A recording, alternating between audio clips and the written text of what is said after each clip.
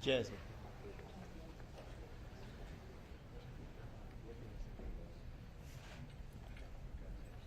I got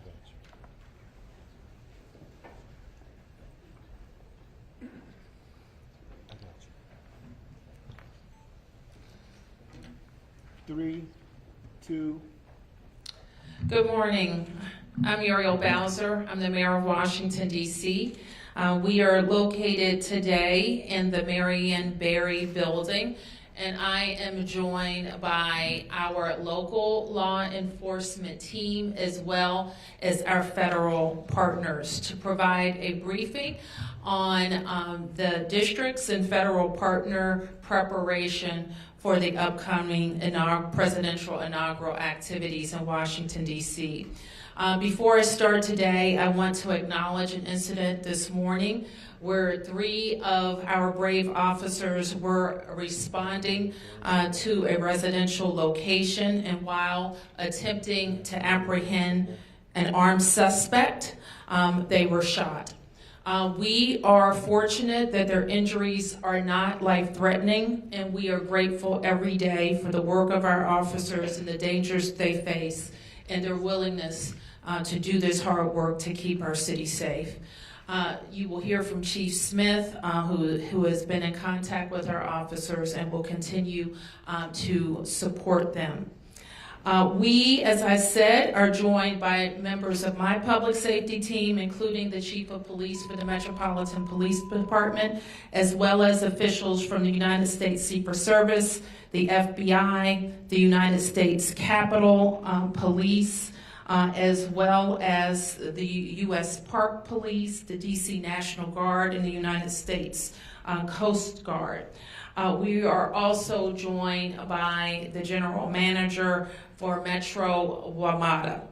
And so let me just begin with our briefing. As you well know, every 4 years our city supports the peaceful transition of power. We are proud of that responsibility and grateful to our federal partners, local agencies, and community members who work together to ensure a safe event. We are here today to discuss preparations for the upcoming 60th presidential inauguration. And the Secret Service, while the Secret Service is leading the security effort, the district is working closely with the Secret Service and other federal partners. I want to recognize all of the teams for their work around the 2 national special security events of last week, including the certification of electoral votes on January 6th, as well as President Carter's funeral. So in addition to the public safety personnel who ensured the seamless processions through our city and that the nation's work was done, I want to acknowledge our other great team at the Department of Public Works and the Department of Transportation who ensured that the snow was cleared and the city was safe. For residents and businesses, most of the impact of the inauguration will be felt in the area directly around the National Mall, the United States Capitol, the Convention Center, and around Union Station. So if you live, work, or need to travel through those areas that are shown on the map in this coming week and weekend, make sure to plan ahead and give yourself extra time. We also encourage people to use public transportation instead of driving. To help plan for Inauguration Week, we've activated 2 resources, so please use them. Our official website is inauguration.dc.gov, inauguration.dc.gov, which provides essential information for residents, businesses, and visitors, and a free text service. The residents and visitors should text DC Inaug, that's DCINAUG, to 888-777. 888-777 for updates on road closures, traffic updates, and more. In addition to this, we also know that we're expecting very cold temperatures throughout this period. So if you plan to be outside, dress appropriately. We also have our human services teams in the community working to make sure everyone gets into shelter. I encourage everyone to look out for each other. Use 311 for a shelter hotline. Check on seniors and neighbors, and make sure you clear your sidewalks and continue to prioritize safety.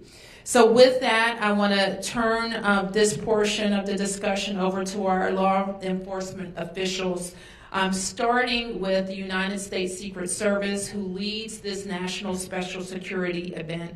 So please, I'm welcoming Special Agent in Charge Matt McCool from the United States Secret Service, Washington Field Office.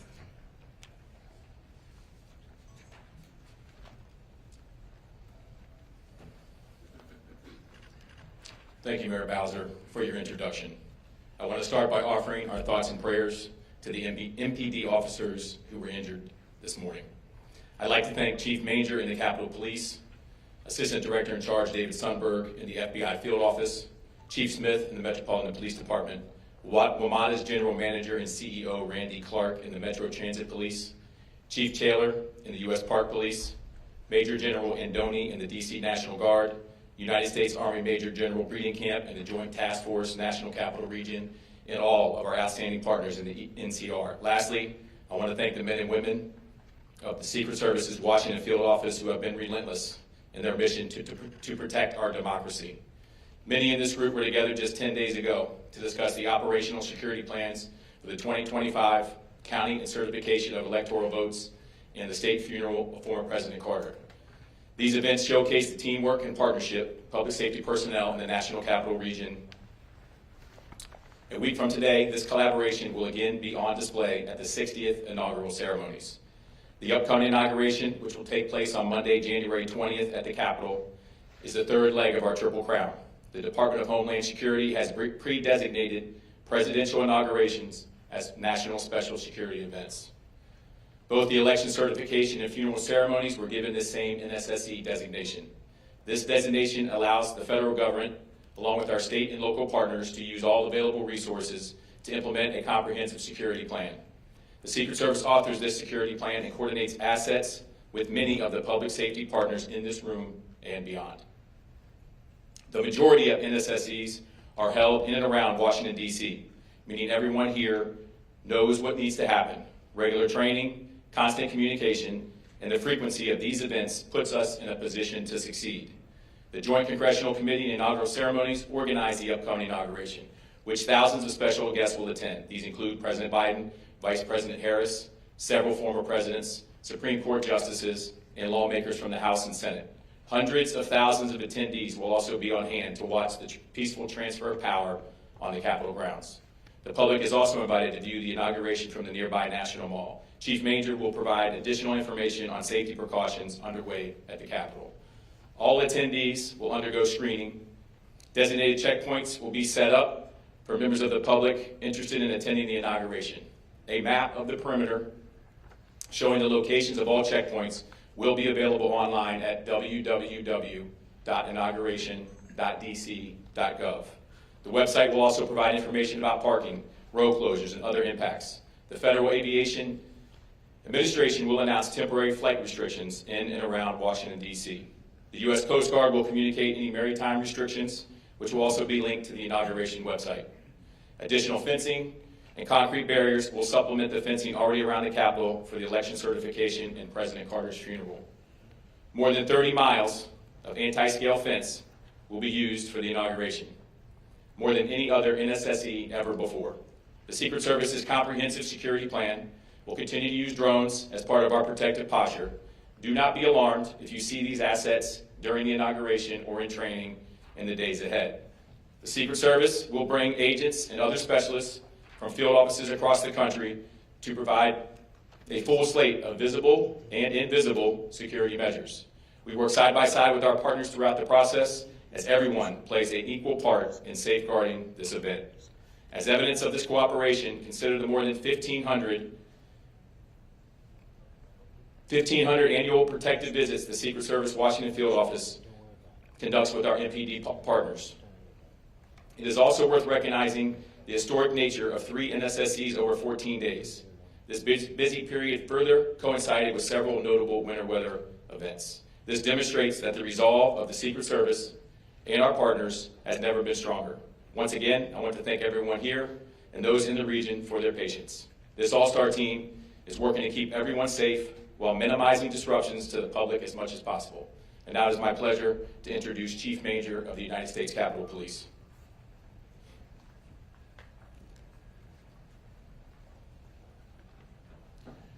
Thank you, Matt. With the inauguration coming up next Monday, many of the security enhancements that went up around the Capitol for January 6th and for President Carter lying in state have remained in effect. And as you heard from Special Agent McCool, the fencing remains up and will be staffed by individuals who, on the day of the inauguration, will be able to assist people in terms of getting in, getting screened, and finding their way to where their seats are. One of the differences between what we expect this weekend and next Monday from the past few weeks is that we expect much larger crowds. There are going to be nearly 250,000 ticketed guests attending the inauguration. In addition to that, there will be folks that are showing up to participate in a number of demonstrations that will be in the downtown area. We have on Saturday the People's March. It will be at the Lincoln Memorial, and they expect there may be 10,000 to 15,000 people at that event. On the day of the inauguration, there will also be demonstrations going on. A group called We Fight Back expects, they on their permit app said they expect about 10,000 people, and that will be in a couple of locations in the downtown area on Monday.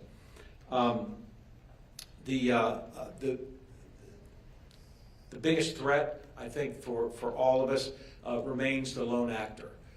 Just in the past week, while President Carter was lying in state, we had 2 lone actors show up at the Capitol. One trying to bring in knives and a machete, another one who was trying to, what I believe, to disrupt the proceedings by setting their car on fire down in the Peace Circle area. U.S. Capitol Police were able to interdict these folks before they had a chance to do any harm. But that threat of the lone actor remains the biggest justification for us being on at this heightened state of alert throughout the next week. There will be folks along the fence line to assist the public in getting in to the inauguration for those that have tickets, and there will you'll hear from Metro. They're opening up early. The gates are opening up early, and we encourage people to show up early just because of the size of the crowds that we expect. And I'll close by saying that while we have around 250,000 ticketed guests for the inauguration, there are ticket scams that are ongoing, and people should be aware of the fact that there are these scams going on. So before anybody buys a ticket, make sure that you're getting a ticket from a reliable source, which at this point is mostly a member of Congress or someone who is in a position to be able to have the legitimate tickets. Thank you, Chief. With that, I would like to call Agent Sundberg from the FBI.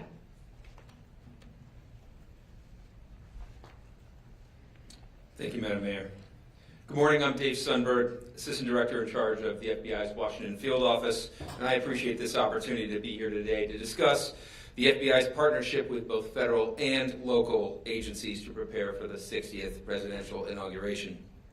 For this event, the FBI has lead federal law enforcement responsibility for crisis management, counterterrorism, and intelligence analysis. For the inauguration, the FBI will operate 2 command posts, one at the Washington field office and one at FBI headquarters. These command posts serve as central hubs for employees to analyze intelligence, assess potential threats, coordinate investigations, and surge resources as needed. They will be running throughout the NSSE period. We are not currently tracking any specific or credible threats to the inaugural ceremony or to the Capitol complex. We will continue to work closely with our partners to share information and identify and disrupt any threats that may emerge. As always, we remind the public to remain vigilant and report suspicious activity to law enforcement. We look forward to working with our partners to ensure that these events are held safely. It's my pleasure to introduce Metropolitan Police Department Chief Pamela Smith.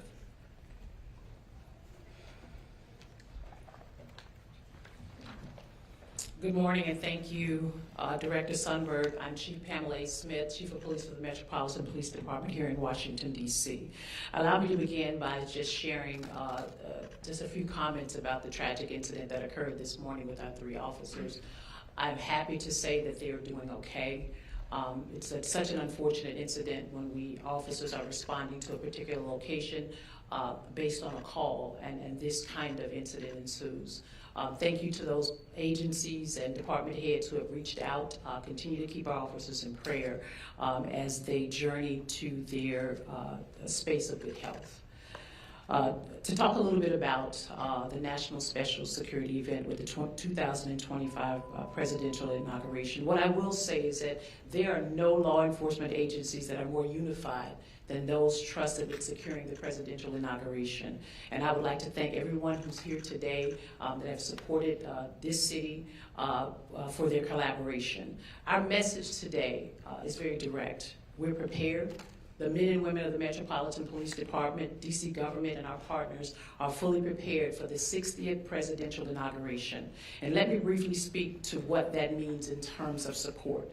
Our entire police department will be activated for the presidential inauguration. In addition, we'll be reinforced with nearly 4,000 officers from across the United States who were generous enough to raise their hands and commit their time to assist the Metropolitan Police Department. Those additional resources will be deployed to manage traffic, secure dignitary routes, and ensure public safety in our city. I'd like to pause and thank those officers who are coming to our city, taking time away from their families to ensure the safety and security of this event. Their commitment to our country, to this city, and their law enforcement partners are admirable. They deserve praise from us all. Also, I want to extend special thanks to their leadership teams for allowing them to come and support us for this event.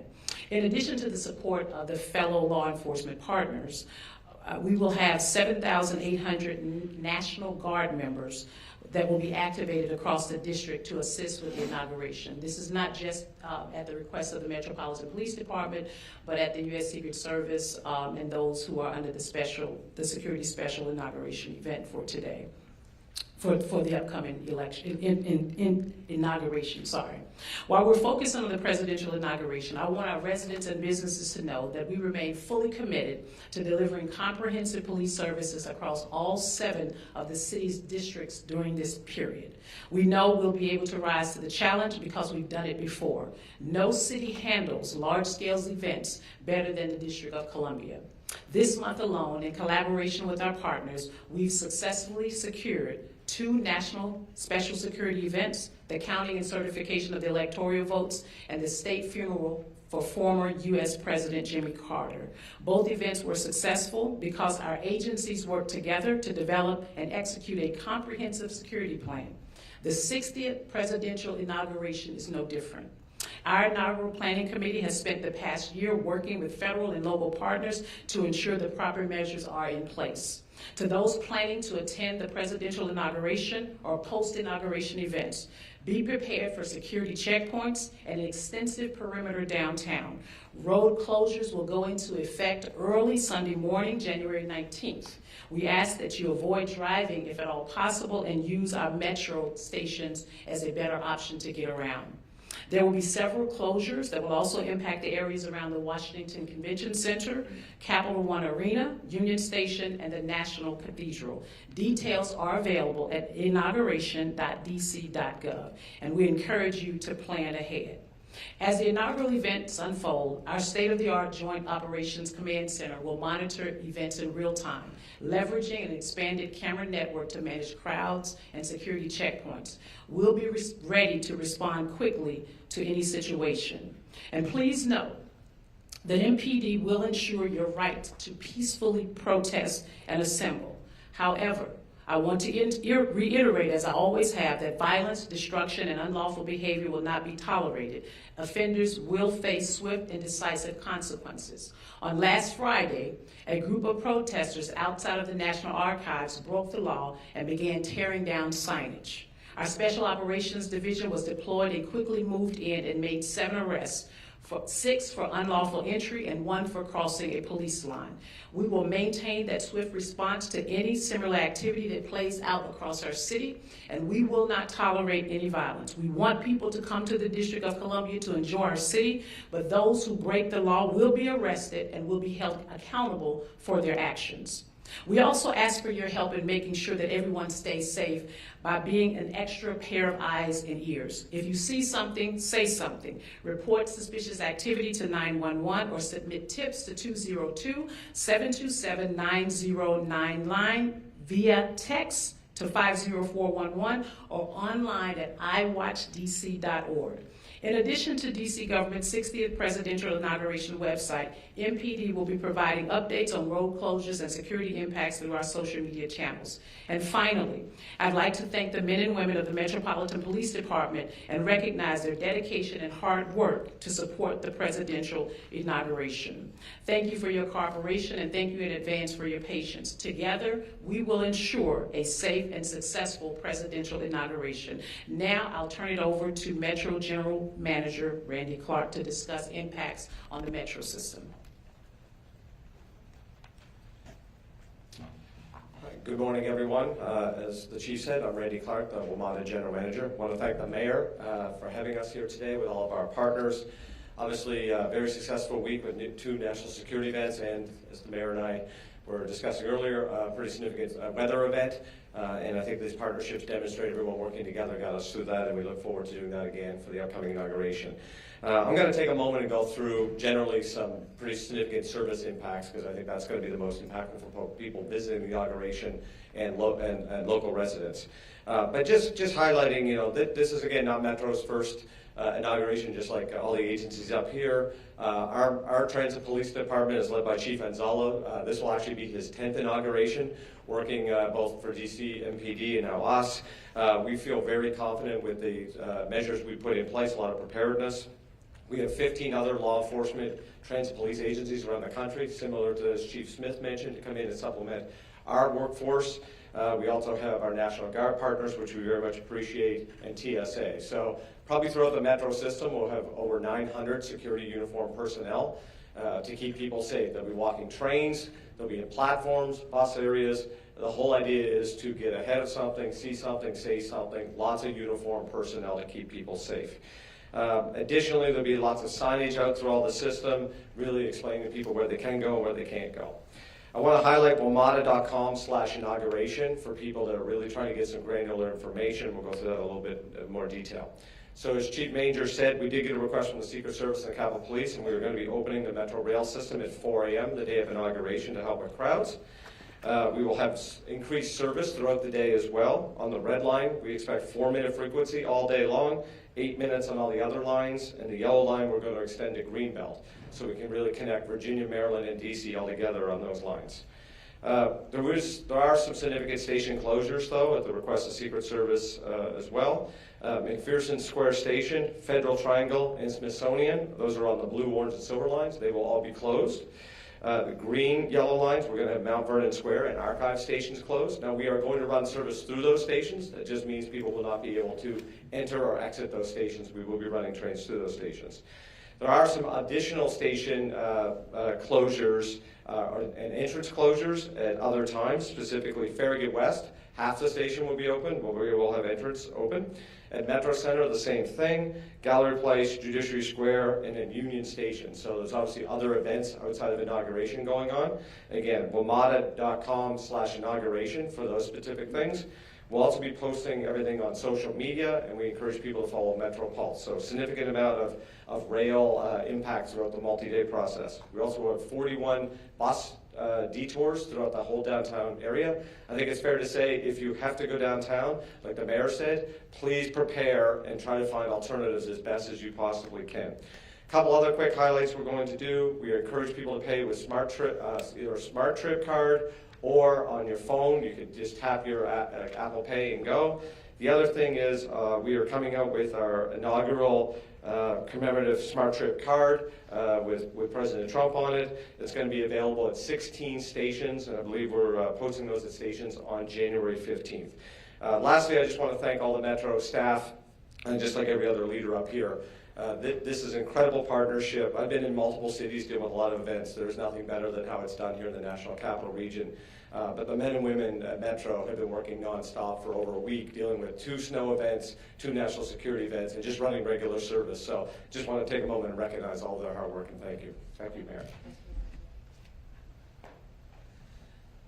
Thank you. I also want to recognize that I've been joined by the city administrator for the district, Kevin Donahue, the director of DC Homeland Security, Clint Osborne, and the deputy mayor for public safety and justice, Lindsay Apia. So with that, we'll take a few questions. Yes, please introduce yourself. And I think you have a microphone coming.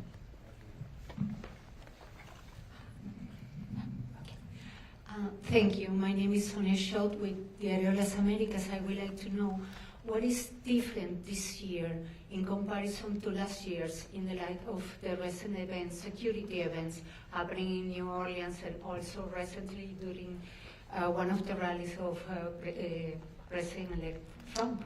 Let me ask Agent McCool to address that. So I would say what's different is we are in a higher threat environment. Yeah. Yeah, given What the is the events. difference in comparison to last year's? What is the difference in comparison to the last inauguration or previous inauguration? Last inauguration. Yeah. I would say we have a slightly more robust security plan. We've been planning for this event for 12 months, along with our partners. It's an ever-changing threat environment, and so we stay flexible. If we see that, hey, we need to shore this particular checkpoint up, we do that. So what's different? We've learned. This is our 5th NSSE this year in the Washington field office. We've done 83 NSSEs. Each one we take a look at, and if there's areas where we need to improve, we do it. But what I can tell you is that we are 100% confident in the plan that we have put in place for this inauguration, that the public and our protectees will be safe. And can you give a number of people who are going to be put in place in order to law enforcement agents? So there'll be approximately 25,000 law enforcement and military personnel on site to secure the event.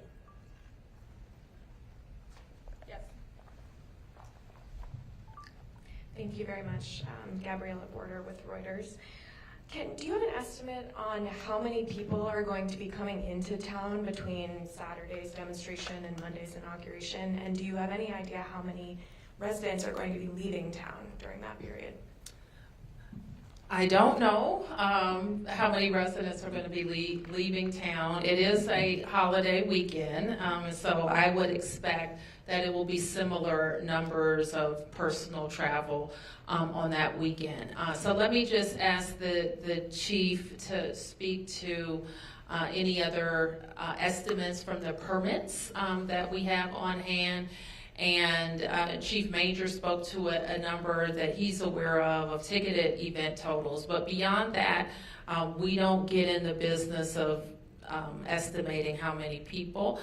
We look at the data that we have for people who have tickets and the like. So, Chief.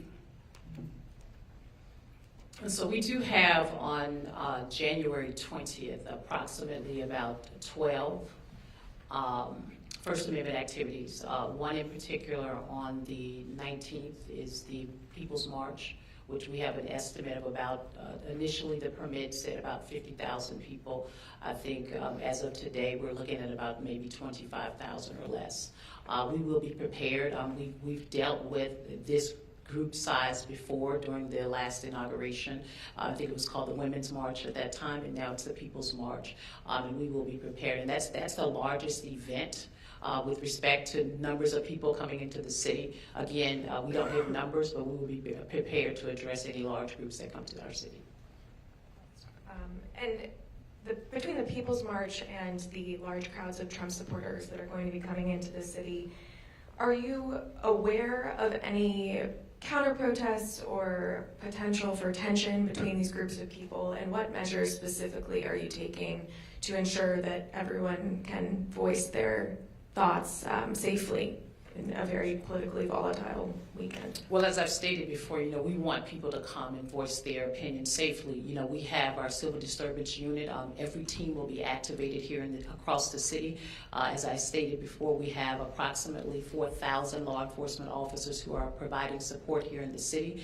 And we also have the opportunity, we have the Council of Government, where we are an association of police chiefs in this region. So if there's any support that we need, we know how to break glass and ask for those resources in a very quick and swift manner. Any other questions? Yes. You said that. Should I get a mic? Oh, here we go. Mm-hmm. Thank you. Nathan Worcester, Epic Times. You mentioned that there was no specific or credible threats, and you mentioned, Chief Major, that there was more of a concern with a potential lone actor. Are there any indications that there could be groups similar to the ones who showed up at the DNC this summer and refused to disperse, leading to dozens of arrests?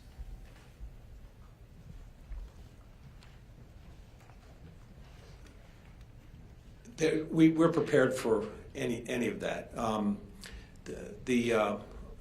One of the precautions we've taken is the security fence around the Capitol complex, and we're hopeful that that'll keep any of the protests from getting too close to the Capitol.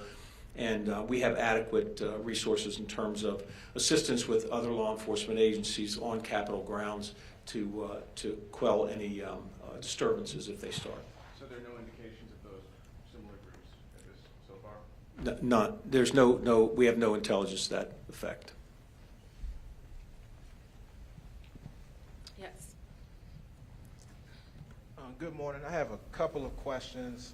My first question is for the law enforcement personnel, particularly those who are going to be closest to the ground. How do you mitigate Fourth Amendment violations, throughout this entire endeavor? Just given the fact that this is a polarizing time, we have two groups, a lot of people going at it on the ground. What's the strategy as far as mitigating that so that people don't feel like they're being singled out? And I'm just speaking because those are similar sentiments back in 2020 at the height of the George Floyd protests. Chief? Well, Sam, thank you for the question. I think right now, we're in two different time periods with respect to what was happening around the George Floyd time period and where we are today with respect to Fourth Amendment and with respect to how we engage with the community. I think we have come a long way with bridging the gap between how we deal with our residents and even the groups. I mean, if you notice here in the city, we allow peaceful protests all the time. But when it comes to violating the law, we're just not going to tolerate it. I've given my team direct orders as of last week.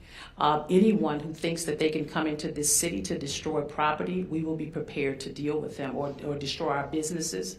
We want people to come into our city. I think we train, if not annually, biannually on Fourth Amendment. I, in particular, have had many conversations with our U.S. Attorney's Office, and I brought them into our police department to also provide us with additional training around Fourth Amendment. So I think we'll be very prepared to deal with any Fourth Amendment issues that may arise. Got a couple more questions if that's cool. For me or for the mayor? Go ahead. Mm-hmm. And I don't want to get tangential, but with the MLK holiday coming up, and with the recent federal complaint levied mind as a mayor? Federal complaint about what? Federal complaint about an affinity program, Mhm. Black girls in D.C. Mhm. There's a parent group that is that filed a complaint against that last week. Okay, I'm not familiar with that. No problem. Mhm. But it's in line with the DEI pushback that's been happening over the last couple of years. Mhm. And seeing as though we're celebrating Dr. King's birth, and you as a Black female mayor are a beneficiary of what he has accomplished, what is on your mind coming into this time where Trump is coming into office and we have the GOP targeting programs that are meant to protect our Black and our affinity groups? Well, there's a lot on my mind, but right now we're focused on a peaceful transition of power and the district working with federal law enforcement partners to ensure that that happens. I think there's going to be a lot of time and space for policy discussions, both those policy discussions where there's agreement and where there's disagreement. Obviously, in Washington, D.C., we embrace our values that that make us a strong and diverse city. Who else has questions? Yes. Hold on. That was the last question. Next question. Next question. Two questions. First for the chief. I know you mentioned other agencies coming in to help. For residents here, when can they start to expect to see those other police forces, and when can they expect to see them leave the area? Don't you want to keep them around? So I think we will most likely see them coming in roughly around the 18th and or the 19th. We did ask if we could have a group that would come in earlier to help support us for the People's March, and roughly around 100 or so officers. And I'm assuming right after the inauguration, as long as nothing else transpires beyond that date, we anticipate releasing them to go back to their home states. One more question, if I could, for the mayor. I know we're starting to see numbers come in as far as the cost for building the stage outside the Wilson building for the inauguration. For residents that are concerned about spending $1.5 million on that instead of, using those dollars locally for programs, what do you say to them? We do it every 4 years. I hate that the costs have escalated, but if you can imagine those costs escalating, think about our schools, buildings, our road projects, and everything else that the district builds. And then you'll understand some of the pressures we have with our capital budget. So things are more expensive, and I think people recognize that as the host city, and the importance of us having our building on Pennsylvania Avenue and being the only jurisdiction that can participate in that way is powerful. So while I don't like that the costs have gone up so much, I think it's important to do it every 4 years. Any other questions here? With Telemundo 44. I wanted to thank you for giving us that update on what happened this morning. I was wondering if there's any more information on the suspect. Is mental health, was that a factor? Anything else you can share? I only know anecdotally that it would appear that the resident did have some mental health issues. I hesitate to say that because that's not, I didn't get my medical degree yesterday, but we are concerned that that was a problem. Yes. Chief Smith. There you are. Okay, I just didn't know where you were. Chief Smith, you say that your department is prepared, but I want to note that just a little while ago, the FOP, Greg Pemberton, has put out a press release in which he notes that the size of the force is its lowest in 50 years, that you're using excessive overtime, which is leading to exhaustion and mental exhaustion and physical exhaustion by these officers. And he says, quote, it has reduced the effectiveness of the force. And I wonder if you have a comment on that. Well, I think that one thing that I will say is that we are low in numbers, and I don't think that's any different from a lot of the other partners that are here today. What I will say is that our officers are resilient. I will also state that over the last 2 years, 2.5 years, to be honest, our officers have been engaged in a mental health and wellness program that we have here at the Metropolitan Police Department. My predecessor stood that up prior to my arrival as the Chief Equity Officer. And we will do everything we can to ensure that our officers get the appropriate arrest. I'm an advocate for making sure that mental health and wellness is on the forefront of my mind as well as the forefront of the officers. And we will continue to support our officers to ensure that they are healthy and that they get the appropriate rest they need with respect to providing support for our city.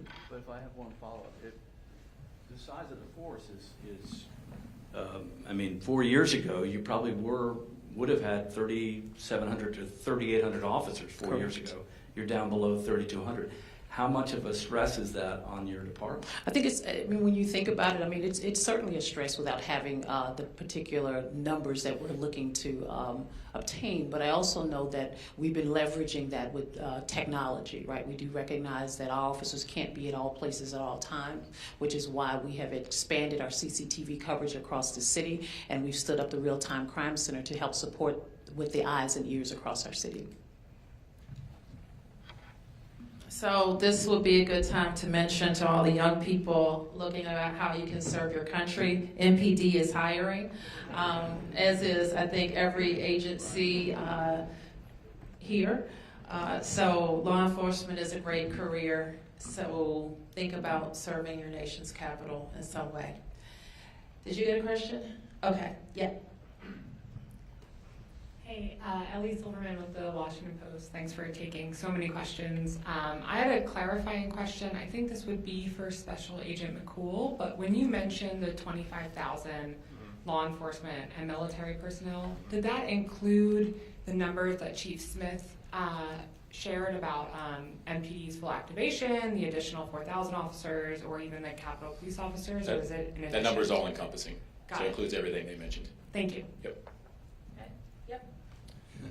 Mayor Josh Chapin here at 7 News.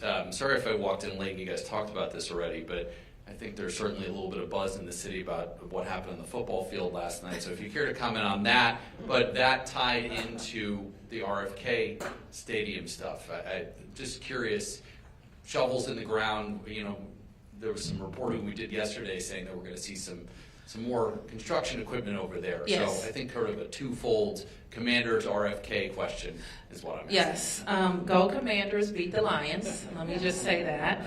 And I just want to congratulate the organization and all the long-suffering fans who are feeling really good this morning. And to win this playoff game, I think I saw it reported that Jaden Daniels was 5 years old.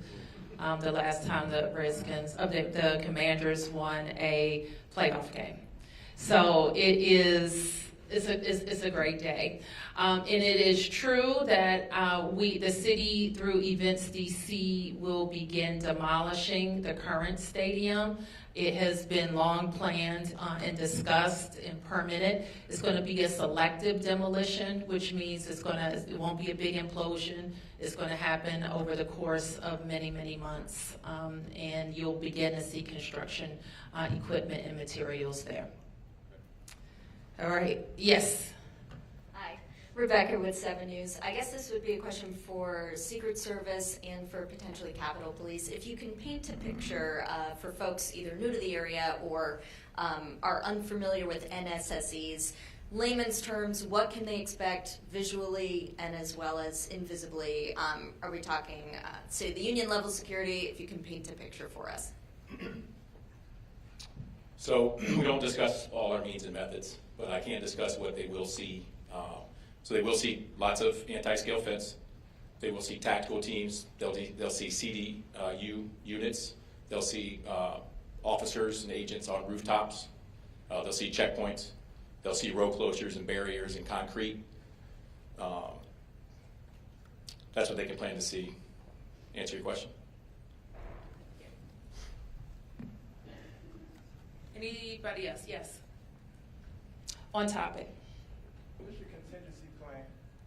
Well, on the topic of this relationship between local and federal, what is your contingency plan if by any chance, with Trump coming into office once again, that home rule is, close to being eviscerated, that things are under threat? What's your contingency plan when the discussions go nowhere and when the person who you hope is cooperative is not being cooperative? Well, I think we always are planning for how the district responds to our legal authority and our right to self-determination. So that doesn't ever change. But it also doesn't change the fact that the district wants to work cooperatively with those who work with us. That includes the incoming president and the incoming leadership in the Congress. Any other questions? Yes, all right. This may be the last one. Okay. Yes. Kind of going off of the viewing stand, do you know at this point how many people are set to be in the viewing stand outside of the Wilson building? Is it a full house? Is it? It will be.